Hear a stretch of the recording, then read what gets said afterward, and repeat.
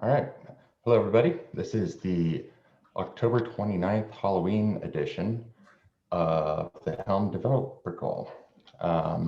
So first we will have announcements, any discussion, and then at the end we will give awards for costumes. So let's see, announcements. I don't have any listed in the notes. Does anybody have any last minute announcements they'd like to get in? Yes, we released 3.4 and 2.17. That was this week, right? Yeah. We released those. Everyone should upgrade. Okay, and then right into discussions. Sabrina, you want to kick us off? Well, I put this on here because I know it's the hot topic, is the deprecation timelines, because on Friday, November 13th, Helm V2 is done with support, and the chart, stable, and incubator repositories go into no longer supported, done archive mode on Friday the 13th. And so I just wanted to update on it. So here's stuff that I know, others may know here. We're looking to go out with a blog post tomorrow, the day before Halloween, on the charts stuff. Vic has written it. It's in the Helm www repo if anybody wants to go comment on it. The CNCF is going to go out with some stuff on Friday and Monday about this. They may be reposting our blog posts, but they will have content going out along with, I believe, in the Kube Weekly newsletter. They're going to try to use, their channels to broadcast this stuff too as we start winding down.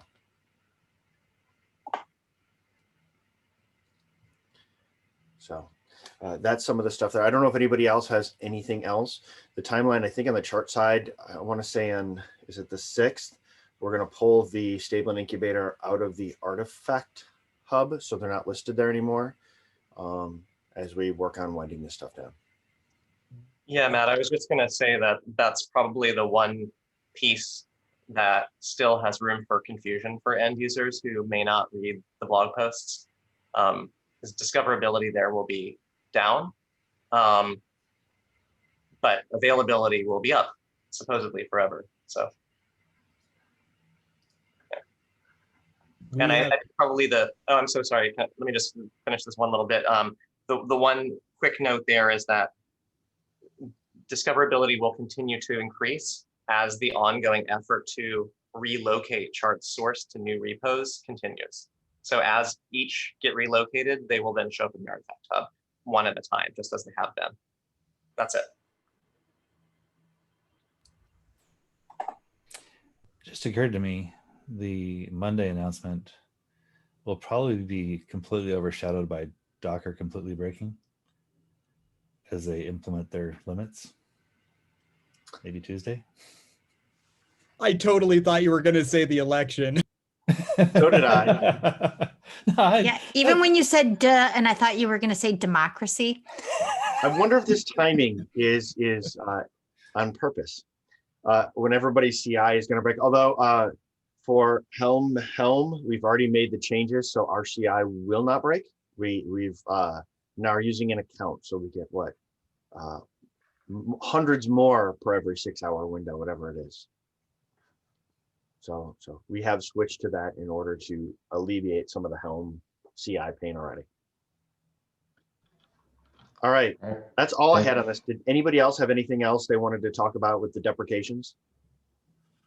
I would just mention that even after sort of spearheading writing that article for CNCF, I actually did experience downtime because I hadn't moved a chart to its new location. Nginx crashed and tried to restart 257 times, but the image had been moved. So, whoops. But I got a good tweet out of it, so that counts for something. Great. Thanks, everybody, on the updates for everything dying. So let's see, the Helm Hub to Artifact Hub. So by the way, you're going to see I'm up front with a lot of these, and this is what I get for showing up in this doc early in the week when there was nothing in it so I could add my line items. It really pays to be early. So we've been doing everything with moving the Helm hub to the artifact hub, and it all seems to be going fairly smoothly.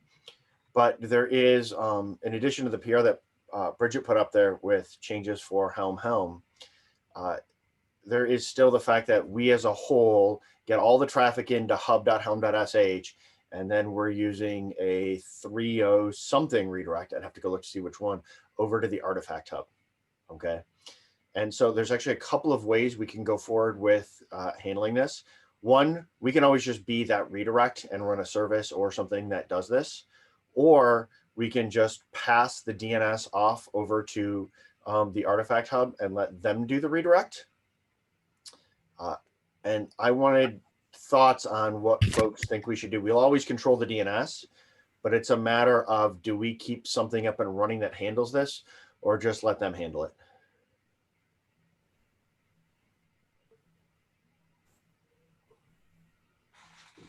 Is there any kind of pro or con that has anything to do with stats that we can see, get, etc.? Well, we can get, right now we can get stats on everything that comes in and gets redirected over there. If we wanted to parse that data, everything goes into logs.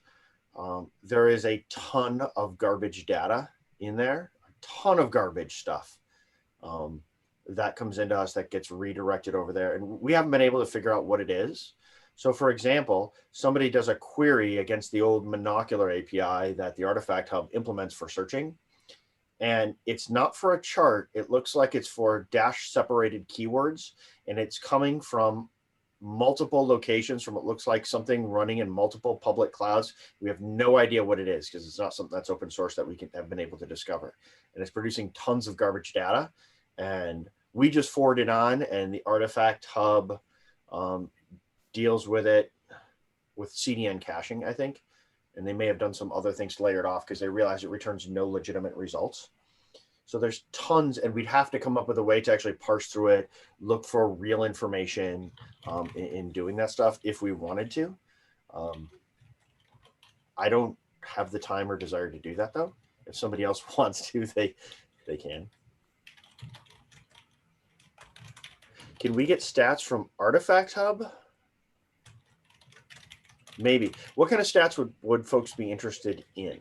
Well, Matt, before even, I think that's a really good question, and I definitely want to hear the people's thoughts, but just since you were asking for feedback, I asked that question just because on one hand, we do want to decrease our maintenance on things. That's why we moved. And so if we can get whatever stats we're getting through the hub, the hub subdomain, like I wonder if we really care about those. We don't get stats through there. We just have raw information for where we could get stats from. Right. And we don't take advantage of it at all. Yeah. And I think I agree with Scott's point that I think even keeping one small maintenance burden could end up being one of those things that somebody has to get out of bed at 2 a.m. for. Do we really want to be those people? No, I don't. And right now it's me. And I would add to that, I think that if we can come to Artifact Hub with a list of requirements or a list of desirable stats we'd like to see, I think we can help them shape it up so that, because I know OPA is going to be interested in these kinds of things and other orgs. So we might be able to, by willfully giving up our ability to see the low level stats, we might be doing a service to the community as a whole by kind of helping Artifact Hub steer toward the kinds of transparency that I think they actually want, but might not know what to provide in that case. So here's my suggestion. The two main devs on Artifact Hub love input like this. And so if people have stats or information, file an issue. They're actually pretty quick at turning this stuff around because they really like this stuff. And they love the feedback. So I would suggest if people have those issues, we can do that. Would everyone be generally okay with me just setting up and I'll fire this off to lists to double check, with me just having them set up the stuff on their end, and then we CNAME over to them and let them or whatever redirect? We generally okay with that idea?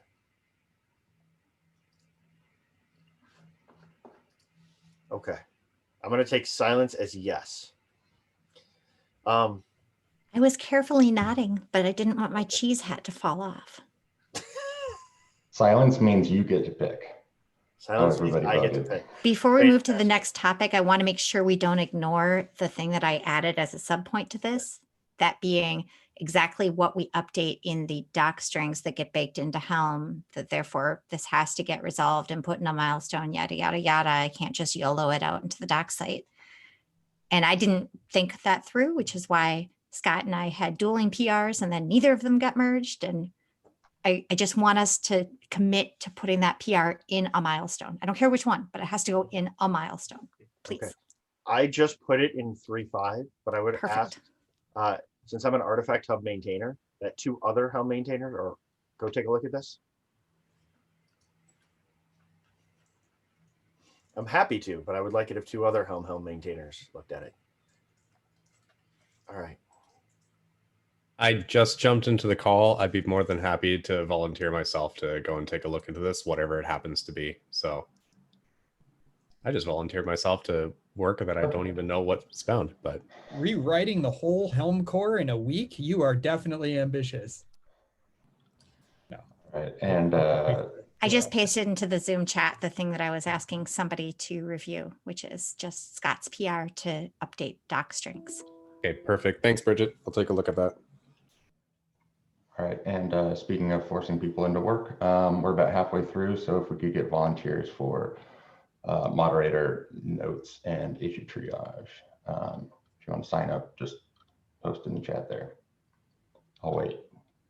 No, just kidding. Okay. So Farina has another one about. Well, I've been totally communicating dominating. to Can we people. just bump this one to next week since there's so many other topics? Absolutely. I'll move it around in the notes unless Bridget wants to. Do you want to talk about Dependabot?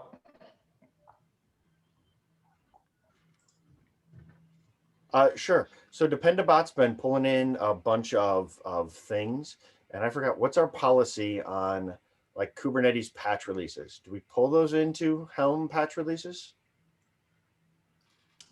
I did in the past, but I would do a check to see if any packages were affected or had bug fixes that we consume. But Basically, I wasn't, Okay. I was never too on top of patch releases. Yeah, and the other thing as well is if there's an actual fix in, like, say, the Kubernetes client APIs that got fixed in a patch release that will actually affect Helm, that may be a good indicator of whether a patch release of like bumping Kubernetes client libraries up to a new one would be better for Helm.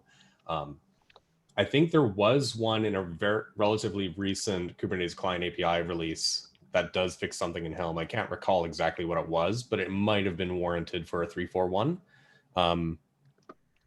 But yeah, that's kind of like been my decision matrix, is figuring out if an actual bumping the patch release of Kubernetes will actually fix something inside of Helm, or if it's just bumping for the sake of bumping. But I mean, if you want to do it, go for it. There's no, if you want to open up a pull request. Well, Dependabot is doing it for us.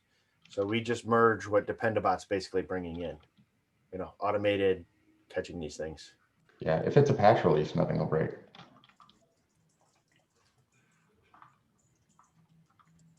All right, we can move on. Focusing on recruiting new maintainers. Butcher. Yeah, so I wanted to bring up an item that we have talked multiple times about trying to get some new core maintainers in, but largely we haven't tried to come up with any plan for how we might do that. I was kind of hoping that maybe we would be able to form a sub team or something that would be able to kind of figure out a strategy for solving this problem, preferably like, in the first quarter of next year, probably would be when it would make sense, given that things are about to wind way down for the end of the year. But I'm kind of open to, I'd like to hear what people think might be the right way for us to approach solving it as a community, instead of trying to have individuals go out and solve the problem on their own and then come back to the group. I volunteer to join your Blue Ribbon Commission. Yeah, you did bring up a good point though. This time of year, people really aren't looking to get new commitments. So we might have a challenge there, but also people are not as busy right now too. So On the flip side of this, we can also, this is a good opportunity if we're not actively trying to recruit maintainers, as in like, this is not the right time because people are just kind of not interested at this moment. We could start doing some upfront work, like say improving the documentation or improving testing infrastructure and trying to find those pieces of code that could be good candidates for finding new maintainers for. Also, I think adding new maintainers and helping people understand and navigate the code base in order to do this is part of culture thing. And the cultural things we could start layering in now. So maybe we'll get some fruit from that in the first half of next year. Yeah, and I mean, this is something we should always be focusing on also, is how to recruit new people, because we definitely want more help. I suggest that we, Karenna, how do I say your name? I was Yes. about to jump in and say, Yeah, she just unmuted, and I was going to say, why don't we hear from the people who have been joining this call lately about what they want to do, or what their ideas are. I apologize for not introducing myself prior. So Karina Angel, I'm with Red Hat, and we do want to contribute more and be more involved again in the community. So there was anyway, we are here. We would like to start helping more. Awesome. Welcome. Glad you're here. Is there anything specific you want to be working on, or that would help the onboarding process that we should all be aware of? Well, and that's why I've been listening in too, because I mean, what do you need? And so I'm newer to the Helm community. Obviously, you haven't seen me. So again, you can't jump in and say, hey, this is what we want to work on, when, you know, I am still trying to understand what you need. So Awesome. I'm sure we could find some stuff. Yeah, I Glad think you're here. the way that we had done this in the past, just to give some context, was it had always been the case that existing core maintainers would be on the lookout for potential new core maintainers and would notify the other core maintainers and nominate someone. The problem is, at this point, everybody's spread thinly enough, and there are so many PRs and stuff that come in from so many different people, that it used to be a fairly easy heuristic to say, oh, this person's here a lot, this person might make a good core maintainer. Now it's just a sea of PRs and issues, and it's hard to pick out who the people are who are actually standouts. As crazy as it is, as difficult as it is to even say that out loud, it's hard to see the standouts in the current environment. So I think that if we could figure out a way as a group to kind of help identify the people that would make good core maintainers, it's more than just, oh, so-and-so noticed that this person is committing a lot. That would probably be the first order of business, if we can figure out a strategy for that sort of thing. Whether it's, you know, writing a bot to assist us in identifying those people, or just saying, you know, what we need to do is say out loud, hey, is anybody interested in being a core maintainer, and then filter that list, right? So what would be the right thing for us to do as a next step, though, to get this kind of thing going? I have a quick question. I was not able to join the Helm 2 to 3 workshop in the end. Seemed like it was good. Did anyone announce, was there any outreach during events like this? I was just thinking about, Butcher, what you're saying about how do we kind of move forward. Maybe that's just one way. There was not. However, I know that in our KubeCon session, that will get aired whenever KubeCon happens. I can't remember when. We did actually talk about that as one of our items. And I think we might have also mentioned it in the QCon session. If we didn't, we'll get a chance. That one is half recorded and half live, so we'll get a chance to say it live, assuming any of us are able to be on camera and talking, because that is Wednesday next week. I'll be there. You know, a few things do come to mind here, right? Like if you want to be a maintainer on something Helm, what is it you have to do? Like what's even expected of you? I don't know that is that documented anywhere? I think we have like an onboarding document, but it's not like what are the requirements of a core maintainer and things like that. I don't think we have ever documented that process. That's a good point. And we have documented it before, and we actually defined it in different tiers. Like one would be like issue triage and management, you know, being the front lines, not necessarily writing code. And then like another level would be like code reviews, submitting PRs. And then the last level was kind of project management. I don't remember where that doc was, but I remember we spent some time on it. yeah, and I think the thing is I'm not sure where that there's a developer guide, but not a maintainer guide. I think it might be in the community. That's an onboarding guide in the community. This is where I'd have to hunt it down. I don't remember. I haven't looked at it for years. Yeah, and I think this is one of those things we probably need. So if somebody's interested in it, they could know what it is, because quite often with this stuff, what you end up with is people are doing a job to a certain extent and you empower them a little more with real access, right? They come in, they do good reviews, they do things like that. And then you say, oh, you're doing good reviews, you're contributing code, you understand the code base, let's make you a maintainer, right? Or are you interested in being a maintainer? So yes, and then we go through that. But they're already demonstrating those things that we expect out of a maintainer. But I'm not sure that we document it. There's an onboarding guide, but that's different than, right? It says some things about what it means to us, but it might be worth trying to cleanly document this in a way that's a reference on not onboarding somebody, but in a structure of here's the day in and day out, what we're looking for, right? In the interest of time, since we have a couple more items, I will sign up, take that as an action item. Let's move to the next thing, because I want to make sure we get I'll help you everything with that, Bridget.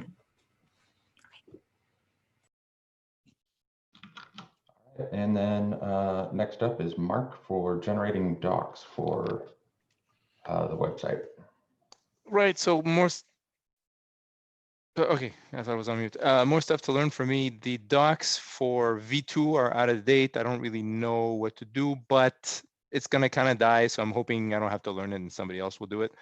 But the V3 then I realized is the Helm commands have not been regenerated, and I don't really know how that's supposed to be done. So I put a link in there of how to do it. You and I can sync offline about that. Perfect. Thank you. Yeah, it's a painful manual process. It's the Hugo thing. Huh? Okay. The next item, Adam, I'm gonna jump on it because it's me, but I put it there. Maybe Fisher, you weren't there at the beginning of the meeting, but I saw that you opened an issue on the dependencies to the old stable repo, and I thought it was worth mentioning to the chart maintainers, just to make sure they're aware.